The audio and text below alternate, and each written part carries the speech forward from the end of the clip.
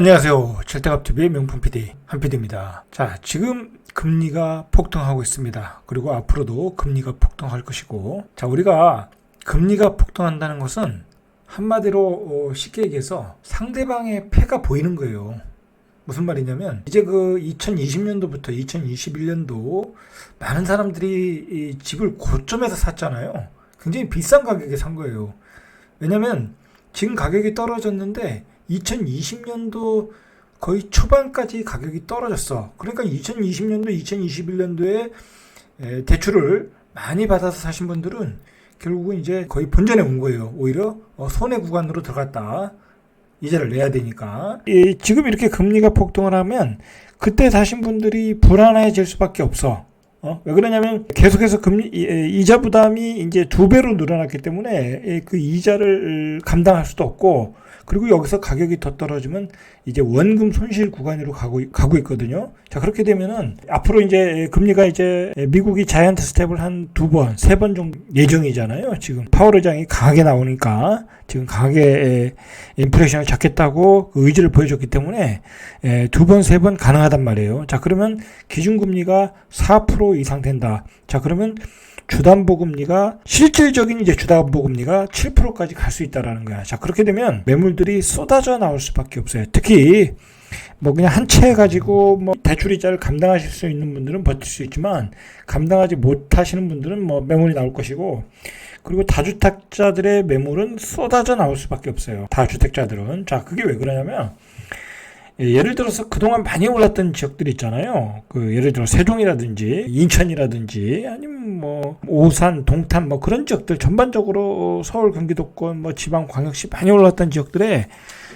다주택자들이 매수 들어갈 때 대출을 거의 이빠이 받고 전세를 마쳤어요. 보증보험 서주고 그렇게 들어가기 때문에 예를 들어서 한 집에 뭐 2억씩 3억씩 그렇게 대출을 받고 전세를 놓은 경우가 많아. 자, 그렇게 되면 그 집이 한 7, 8채 되면 어떻게 되겠어요? 그 이자가. 이자 감당 안 되겠죠? 그런 분들이 많아요. 그런 분들의 매물은 쏟아져 나올 수밖에 없어요. 지금 그분들이 죽으려고 그럴 거예요. 생각해보세요. 대출을 받은 게 한 집 한 채면은 뭐 어떻게든 낼 수 있지만 뭐 5채, 10채 그렇게 되면 몇십억의 이자를 지금보다 2배를 내야 돼. 그것도 옛날에는 집값이 상승할 때는 괜찮았어요. 그래서 상승하면 상승하는 집을 팔아서 갚으면 되니까. 자, 근데 그게 지금 이제 집값이 계속 하락을 하고 있고 집을 팔 수가 없잖아요. 그러니까 대출 이자를 못 갚아. 그러니까 경매로 넘어가는 거예요. 그래서 제가 타이틀을 쓴 게 금리가 폭등하면 상대방의 패가 보이는 거예요. 그렇게 대출을 많이 받은 사람들의 집은 거의 이제 금매로 나올 수밖에 없고 헐값에 나올 수밖에 없는 상황으로 가고 있다. 자, 그러니까 올 연말까지 계속 올리다 보면 내년 가면은 막 금매물이 쏟아져 나온다라는 거예요. 자, 지금 아파트의 그 거래 상황을 보세요. 제가 몇 개 적어놨는데 서울 아파트 역대급 거래 절벽. 뭐 이 가격엔 거래가 안 된다는 거예요. 매매 수급 지수 19주 연속 하락. 3년 3개월 만에 최저. 자, 3년 3개월 만에 최저니까 벌써 2020년으로 가격이 돌아가고 있는 거예요, 지금. 자, 7월 실거래 지수도 13년 7개월 만에 최대폭 하락. 자, 상황이 이래요, 분위기가. 그리고 급금매만 겨우 팔린다. 자, 지금은 매물들이 그렇게 많지 않아요. 그 급금매가. 그러니까 간간히 거래되지만 금리 인상이 계속되면 이것들이 6개월 뒤, 뭐 7개월 뒤에 쏟아져 나올 수밖에 없다니까요. 자, 그러니까 제가 굳이 서두를 필요가 없다라는 말이 그 말이에요. 상대방의 패가 보이잖아요, 벌써.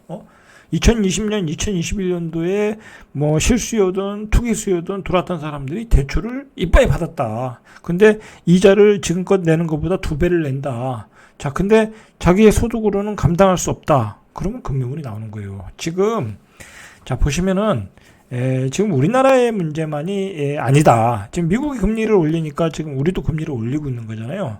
자, 미국의 주택담보대출금리가 심리적 마지노선이라고 여겼던 6%를 이미 돌파를 했어. 그럼 우리나라도 6%를 돌파했겠죠. 왜냐면 미국의 기준금리와 우리나라의 기준금리는 똑같아요. 그럼 미국이 앞으로 자이언트 스텝을 3번 하면 우리도 3번 해야 돼.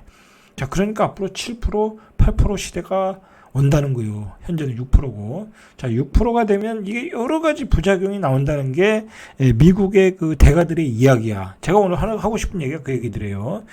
자, 6%를 돌파했더니 글로벌 금융위기가 발생했던 2008년 이후 14년 만에 처음이라는 거야. 2008년에 바로 6%대였다는 거야. 다시 2008년으로 돌아갔다라는 거예요. 자, 2008년은 그래도 돈이라도 풀었지. 그렇죠? 자, 근데 지금은 그 돈마저 조이고 있다는 거야. 인플레이션이 오기 때문에. 그러니까 2008년도보다 지금 상황은 더 안 좋아. 2008년은 막 돈을 풀어서 해결했잖아요. 근데 지금 돈을 풀어서 해결할 타임이 아니야. 더 금리를 올려야 돼.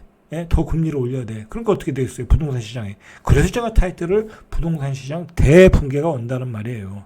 이거 진짜 조심하셔야 돼. 미국의 양대책 주택금융공사 가운데 한 곳인 프레드 맥이 30년 만기 주담대 고정금리를 6.02포인트를 발표했고, 이게 한 주 전에 5.89였다는 거예요. 그래서 2008년 이후 14년 만에 최고치다. 자, 1년 전에는 얼마였냐면 2.86이야. 그래서 2배 넘게 상승했다. 라는 거예요. 지금 미국이 이렇게 해서 난리가 나는 거예요, 지금. 자, 이렇게 올리다 보니까, 월가의 억만장자, 투자자이자 부동산 거물인 메리 스턴리 히트스타우드. 자, 이분이 이제 캐피탈 최고 경영자인데, 이분이 뭐라고 했냐면, 이렇게 금리를 올리다 보면 미국의 경기 침체 리스크가 올 수 있다. 미국의 연방준비제도가 금리 인상 정책에 제동을 걸어야 된다. 라고 지금 경고를 하고 있어요. 이 급격한 금리 인상이 경제가 순식간에 무너질 거라는 거야. 이런 대가들이 이런 얘기를 하고 있어요. 자, 여러분, 경제가 순식간에 무너진다는 것은 외환위기, 금융위기가 온다는 거야. 제가 그래서 누누이 얘기하잖아요. 지금 집을 조정받을 때 살 때가 아니다. 지금 앞으로 어떤 위기가 올지 모르니까 그 대세 방향을 파악을 해야 될 시기고, 내가 어떻게 생존해 나갈 것인가, 그거에 대해서 고민할 때라는 거야. 뭐 이런 대가들이 뭐 아무렇게 이야기하는 게 아니잖아요. 뭐 금리를 올리는 것을 보고 그것에 대해서 부작용이 온다. 자, 이 사람은 그것을 경제 균열, 대붕괴로 이야기하고 있는 거예요. 자, 우리가 이런 말은 되새겨 들을 필요가 있어요. 되새겨 들을 필요가 있다. 이런 말을 들어야지, 부동산 강의하고 부동산 투기하고 그런 사람들 말 듣고 섣불리 집을 사시겠어요? 그 사람들의 말을 듣겠어요? 아니면 이런 대가들의 말을 듣겠어요? 판단은 여러분들이 하셔야 되는 거예요. 자, 그래서 이분이 뭐라고 했냐면, 인플레이션에 대한 연준의 우려와는 다르게, 이분은 다르게 해석하는 거야. 이제 연준은 인플레이션이 오니까 막 금리를 올리고 있다. 자, 그건 아니라는 거야, 이 사람은. 부동산 시장에서 이미 임대료 상승률은 둔화되고 있고, 오히려 경기 침체 현상이 일어나고 있다. 그래서 주택 시장에서 대붕괴, 메이저 크래시가 발생할 수 있다. 자, 이것은 이렇게 오는 원인은 금리에 취약하기 때문에 그렇다. 그래서 미국 시장은 6개월 이상 버티기가 어렵다. 자, 그래서 금리를 더 이상 올리면 안 된다라고 이야기를 하는 거예요. 그러니까 금리 인상의 부작용이 얼마나 심각하냐, 이제 그걸 우리가 인식을 해야 깨달아야 된다는 거예요. 여러분, 이제 이번에 이제 미국의 자이언트 스텝 2번이든 3번이든 올리면, 우리도 그렇게 올리면 대출을 40%, 60% 그렇게 받으신 분들, 그리고 다주택자 대출 많이 받으신 분들 절대로 버틸 수가 없어. 자, 왜 버틸 수 없나 제가 뒤에서 시뮬레이션을 보여드릴게요. 제가 괜히 이게 뭐라고 하죠? 요즘 공포 마케팅이라고 그러는데, 그런 것 가지고 이야기하는 게 아니에요. 저는 원래부터 폭락론자가 아니에요. 저는 2021년 그때부터 여러분들이 다 연끌을 때부터 연끌하지 말아라, 그때부터 이야기했잖아요. 정확히 꼭지가 오기 전부터 얘기했잖아. 그리고 지금 얘기하고 있는 거예요. 저는 절대 폭락론자가 아니고 공포 마케팅을 하는 게 아니에요. 지금 금리를 가지고 얘기하고 있잖아, 금리를. 자, 지금 이미 코픽스 금리가 3%대라는 거야. 자, 이 코픽스 금리를 가지고 이제 거기다 마진을 붙여가지고 주담보 금리가 나오는 거야. 자, 이 코픽스 금리가 바로 자금 조달 비용 기수예요. 그러니까 뭐라 그럴까요? 은행의 원가 같은 거예요, 원가. 은행의 원가가 3% 턱밑까지 왔다. 자, 그래서 미국이 자이언트 스텝하고 우리가 기준금리를 계속 올리면 연말에 변동형 대출금리가 최상단이 최소 7%까지 온다는 이야기야, 지금. 2.5%의 대출을 받았는데 7% 갚으라고 하면 환장하는 거예요, 환장. 생각을 해봐요. 환장한다니까. 지금 원금과 이자로 100만 원 내는데 150만 원, 170만 원 내라고 하면 환장하는 거라니까. 자, 여러분, 이 코픽스 금리가 올라가는 이유는 바로 기준금리가 올라가니까 은행의 정기예금 금리를 올려야 될 거 아니야. 지금 은행에다 우리가 돈을 맡기면 거진 4%대 이자를 줘. 지금 사실은 뭐 부동산도 살 거 없고 주식시장도 지금 뭐 거의 폭락 분위기잖아요. 그죠? 주식은 계속 바닥이 없어. 지금 내가 보기엔. 응? 내가 보기엔 2000까지는 무조건 갈 것 같아. 예, 지금 2000 한 380 뭐 그런데 2000까지도 갈 가능성이 충분하고 그 이하도 생각할 수 있단 말이야. 그러니까 주식을 지금 할 필요도 없어. 사실은 다 예금을 하고 있단 말이야. 돈이 정기예금으로 다 쏠려 가고 있다니까. 자, 보시면 우리은행이 한 3.8%, 하나은행이 한 3.6%, 신한은행이 한 3.5%, 우리은행이 제일 좋네요. KB은행이 한 3.47%. 자, 4대 시중은행 정기예금금리가 3% 중간대야. 자, 그러면 이제 앞으로 미국이 기준금리면 4%대가 넘는다는 거야. 여러분 한 4.5% 주면 돈을 어디서 뭐 굴릴 필요가 뭐 있어. 그냥 은행에다 맡기면 되지. 예? 이게 돈이 액수가 적으면 별거 아니지만 매덕 뭐 10억 20억이 되면 그 돈도 만만치 않아요. 그 연 4%대 나오면 뭐 연 4% 나오면 굳이 부동산 뭐 살 필요가 뭐 있냐고. 그냥 적금해 놓는 게 낫지.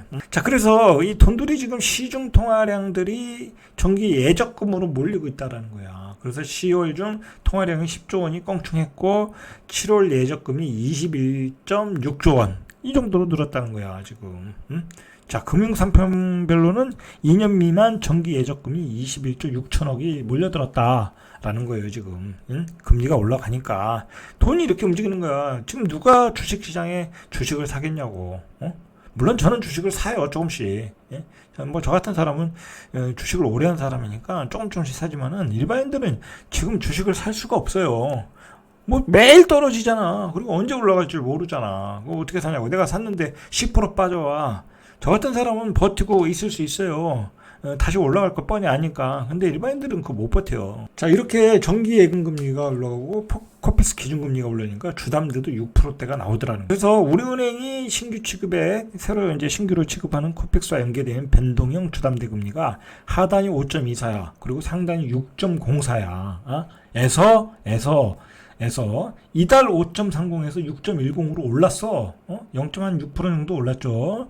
자, 같은 기간 국민은행이 주담대 신규 코픽스 기준 변동금리가 상단이 5.90인데 상단이 5.96으로 올랐어. 그리고 NH농협은행이 상단이 5.54인데 5.60으로 올랐어. 자, 그러니까 연말이면 7%대 간다는 얘기가 뭐예요? 기준금리가 올라가면 7%대 간다는 얘기야. 하단도 지금 4.50이야. 우리은행은 5.30이야. 벌써 이제 5%대도 내고 있다라는 얘기. 부담도 6%대에서 7%로 넘어가는 과도기에 있다. 라고 보시면 돼요. 자, 이게 금리가 지금 이제 주택담보대출만 올라가는 게 아니라 이 변동형인 전세대출 금리도 올라가고 있어. 전세대출 하단은 3.81에서 6.068 상단이 이미 6%를 넘었다. 자, 요즘 전세가 안 나가는 이유가 바로 전세대출 금리가 급등해서 안 나가는 거야. 뭐 대출을 받을 수가 없어. DSR 규제도 있지만 설령 받더라도 그 이자를 감당하기 어려우니까 그냥 전세를 포기하고 반월세 뭐 그렇게 넘어가고 있다. 그러니까 이렇게 이제 급격하게 금리가 올라가다 보니까 감당이 안 되시는 분들이 있을 거 아니야. 그러니까 이런 상품을 만들어낸 거야. 3%대 고정금리 안심전환 대출. 첫날에 2,406건이 신청됐다. 이거 조건이 까다롭죠? 아무나 될 수 있는 게 아니야. 아무나 될 수가 있는 게 아니라고. 뭐 이건 혜택이잖아. 지금 금리가 6%대로 가는데 3%대로 고정금리 시켜준다니까. 자, 이거 이제 혜택을 받을 수 있는 분들은 빨리 신청하셔야 돼. 이것도 다 금방 마감되니까. 자, 앞에서 그 미국의 대형 헤지펀드도 경고를 금리를 올리면 대붕괴가 온다. 자, 세계은행도 이렇게 경고를 하고 있어. 뭘 가지고 경고하냐면 바로 금리가 4%에서 6%대 예상이 된다라고 얘기하고 있어요, 지금. 자, 세계은행 총재 데이비드 멜팩스 이 총재가 뭐라고 했냐면 세계 경제 성장이 급격히 둔화하는 가운데 더 많은 국가가 경기 후퇴에 빠지면서 금리를 올리니까 경기 후퇴에 빠질 거 아니에요. 둔화세가 가속될 수 있다. 자, 이런 추세가 계속되면 신흥시장과 개발도상국 국민에게는 치명적인 결과를 초래할 수 있다라는 거예요. 치명적인 결과가 뭐예요? 바로 해당 국가의 화폐 가치가 폭락을 하면서 외환위기가 온다는 거예요. 외환위기. 벌써 그런 나라들 많잖아 지금. 자, 우리나라는 아직도 경상수지는 흑자잖아요. 흑자기 때문에, 그리고 외환보유고도 있기 때문에 버티는 거지. 외환보유고가 없는 나라는 벌써 뭐 국가부도가 나왔잖아. 그죠? 스리랑카 같은 나라. 뭐 그리고 아르헨티나 기준금리가 폭등하고 있고, 자, 이러고 있다는 거야. 만약에 지금 뭐 스리랑카, 뭐 아르헨티나 그 상황에 있으면 우리나라도 폭등이 일어났어. 그렇지 않겠어요? 뭐 기준금리를 막 7, 8배 올리고, 뭐 원유 가격이 뭐 10배 올라봐. 그 폭등이 일어나. 자, 그런 상황이라는 거야, 지금. 세계은행 총재가 이렇게 신흥국가에 치명적인 위기를 줄 수 있다는 거야. 이 신흥국가가 위기를 받으면 다 우리 같은 나라도 영향을 받을 수밖에 없어. 우리가 뭐 수출하는 나라고 수입하는 나라잖아. 세계의 공조 속에서 결국은 균열이 깨지고 있는 거야. 자, 이래서 위기이고 대비를 하셔야 된다는 거야. 대비. 자, 대출이 많으시면 갚아 나가야 돼. 그리고 지금 막 확장해서 투자하고 뭐 집을 뭐 무리해서 사고, 절대 그런 시기가 아니야. 그런 시기가 아닌데 무조건 사래. 무조건 사라는 거야. 조정받았다고. 그런 참 나쁜 사람들이 있어. 저는 그렇게 생각해요. 지금 뭐 무조건 사라, 싸니까 사라, 그거는, 그렇게 얘기하는 사람들은 정말 나쁜 사람들이야. 뭐 그게 뭐 그 사람들의 직업인지 몰라도 세계가 어떻게 돌아가는지 뭐 그런 거를 알고 얘기를 해야지. 차라리 분양을 받아라. 뭐 그런 거는 이해를 해. 그렇잖아요. 분양 받으면 되는 거잖아. 그거는 그 이자를 감당할 수 있으면 뭐 그 정도까지 얘기가 되는 거지. 고점에서 조금 빠졌다고 집을 무리해서 사라, 뭐 투자를 해라, 그렇게 부추기는 사람들은. 그래서 계속 이야기하면, 세계은행 총재가 하는 것을 계속 이야기하면, 현재 각국이 50년 만에 강력한 수준으로 통화 재정 긴축 정책을 하고 있다, 해야 된다는 얘기야. 자, 그래서 우리 추경호 부총리도 긴축을 얘기했잖아. 긴축 재정을 하겠다라는 거잖아. 자, 그런데 잠깐 이제 얘기하면, 요즘 뜬금없이 뭐 영빈관을 짓는다고 그러잖아요. 860. 긴축 재정한다고 해놓고서 영빈관을 짓는다고 하면 어떡해. 그거 앞뒤가 안 맞잖아. 그러니까 오늘 바로 나왔더라고요. 윤석열 대통령이. 그건 뭐 포기하겠다라고 얘기가 나오겠다. 그런 참 앞뒤가 안 맞는 얘기를 하면 안 된다. 어쨌든 지금은 긴축을 하고 그런 거야. 대한민국도 긴축으로 갈 수밖에 없어. 안 그러면 원화 가치가 폭락하고 물가가 폭등하니까. 세계은행 총재에서도 긴축을 하라는 얘기야. 자, 이제 세계은행 총재를 이어서 레이 달리오도 경고를 하고 있어요. 이 사람은 조금 각도가 틀려. 아까 그 헤지펀드하고는 틀려. 헤지펀드 그 사람은 인플레이션은 걱정할 거 없고, 너무 금리가 폭등하면 이 부동산 시장에 붕괴가 오겠다고 하는데, 이 양반은 조금 틀리게 얘기해. 뭐라고 하냐면 금리 4.5% 육박시 이 사람은 이제 증시에 이제 있는 사람이니까 증권 시장이 20% 폭락한다는 거야. 그러니까 여러분 주식을 사겠어요, 이거? 지금 미국 시장이 바닥이 없어. 그리고 미국 시장은 너무 많이 올랐다가 지금 빠지는 중이야. 이 사람 얘기가 맞을 수도 있어. 근데 이 사람 얘기가 단기간에는 안 맞고 중장기로는 맞는다고 그러더라고요, 전문가들 얘기는. 자, 그러니까 이거 참 주식에 투자할 수도 없고 부동산에 투자할 수도 없는 상황이야. 그러니까 예금에 그냥 4% 넣어놓는 게 어떻게 보면 제일 현명한 건지도 모르죠. 자, 레이 달리오는 연준이 인플레이션을 잡는 과정에서 미국의 기준금리를 4.5에서 6%까지 끌어올리게 될 것이고, 이에 따라 민간 부분의 신용성장과 지출이 감소되면서 경기가 침체 국면으로 진입할 거라는 거야. 그러니까 아직도 경기 침체라는 게 남아있거든요. 여러분 지금 삼성전자, LG전자, 그리고 미국의 반도체 주식들 보세요. 바닥이 없어. 그냥 밑으로 계속 꼬꾸라져요. 그 반도체라는 건 그 경기 관련 주잖아. 그러니까 그 경기 침체를 미리 그런 주식들이 반영을 하고 있는 거야. 그래서 제가 삼성전자 4만 원대까지 간다는 거야. 그 얘기를 하는 거예요. 자, 아직도 경기 침체라는 긴 터널이 남아있어. 뭐 집값은 어떻게 되겠어요? 경기 침체가 되면. 안 그래도 가격이 비싼데. 그래서 레이 달리오 입장에서는 장기 인플레이션이 온다는 거예요. 현재 채권시장에서 트레이더들이 향후 10년 평균 인플레이션을 2.6%로 잡고 있는데, 이건 틀렸다라는 거야. 앞으로 10년 평균 인플레이션이 4.5라는 거야. 이렇게 되면은 이제 저금리가 끝났다라는 얘기야. 저금리가. 이렇게 고금리로 가면은 경제 충격이 오고, 4.5% 5%면 주식을 할 이유가 없지. 주식 배당 잘 주는 그 주식이 4% 5%인데 굳이 위험을 무릅쓰고 뭐 그 주식을 사겠냐고 매수하겠냐고 그냥 은행에 넣어놓는 게 낫겠죠. 채권을 사는 게 낫지. 그죠? 그래서 레이달리오가 이렇게 장기 인플레이션을 걱정하고 있다. 자, 금리가 4% 5%면 굳이 부동산도 살 필요 없어. 뭘 채권 사놓지. 그렇지 않겠어요? 경기도 안 좋다는데? 우리나라 그 월 평균 소득이 2021년에 통계를 보니까 493만 원이라는 거야. 월 평균 소득이. 근데 월 평균 소비 지출이 242만 원이라는 거야. 그러니까 이제 뭐 얼마 남겠어요? 250만 원 정도 남겠죠. 근데 이제 월 평균 부채 상환액이 45만 원이라는 거야. 자, 뭐 이건 뭐 의미가 없는 얘기고. 일단 평균 소득이 493만 원이고 월 평균 소비 지출이 242만 원이다. 그러면 250만 원이 남는 거야. 그럼 250만 원 가지고 이제 이자를 갚으면 될 거 아니에요?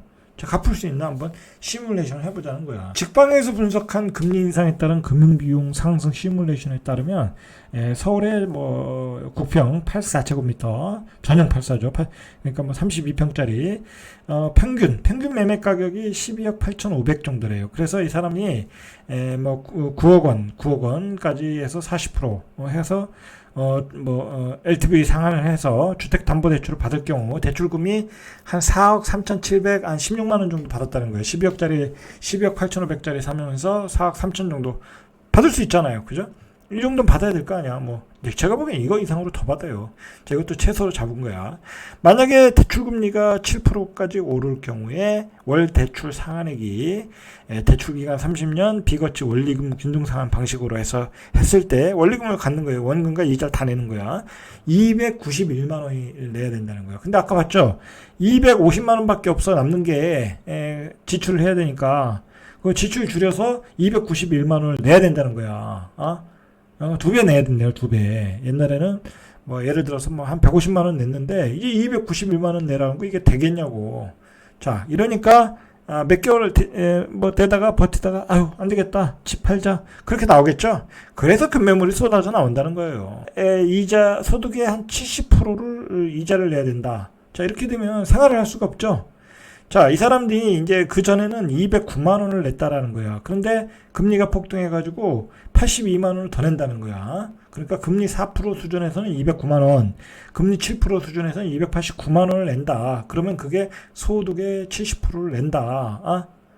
도시근로자 가처분 소득의 70% 가까이를 주택담보대출을 갚는 데 사용한다. 이게 가능하겠냐 이거야. 가능하지 않겠죠? 매물이 쏟아져 나오는 거예요, 쏟아져. 자, 마무리 해보겠습니다. 자, 이렇게 되면 7%대가 되면 이제 가을에 금리가 이제 7%가 자포가 잡혀서 이렇게 되면 그동안 이제 집을 영끌해서 샀던 분들이 아주 걱정이 많겠죠. 이제 2020년, 2021년도에 폭등했을 때 샀을 때 이제 가격이 이미 2020년 가격으로 돌아갔으니까 이런 분들이 6개월을 버티기 어렵다라는 거예요, 6개월을. 그래서 2023년 고금리에 버티지 못한 매물들이 쏟아져 나온다. 여기서 다주택자 물건들은 뭐 거의 다 대출이 꽉 찬 물건들이다. 그러니까 또 쏟아져 나온다. 부동산 뭐 조금 하신다는 분들이 많은 전문가들이 그런 얘기했어요. 뭐 금리는 시장에 영향을 안 미친다. 대부분이 그랬어. 그 부동산의 그 소위 전문가라는 사람들, 자칭 전문가들 말이 안 맞잖아요. 그죠? 말이 안 맞잖아. 금리가 어떻게 부동산에 영향을 안 주냐고. 오히려 그 사람들 요번에 폭락할 때 뭐라고 그랬냐면 금리가 올라가면 집값이 올라간대. 상관없대. 그런 헛소리 됐어요. 한번 다 뒤져보세요. 그게 그 사람들이 했던 얘기야. 그런데 지금 현실은 어떠냐. 금리가 폭등하니까 10개월을 못 버티고 매물들이 쏟아져 나올 상황이라는 거야. 이렇게 상황이 역전됐다. 자, 이상 절대값TV의 명품 PD 한 PD였습니다.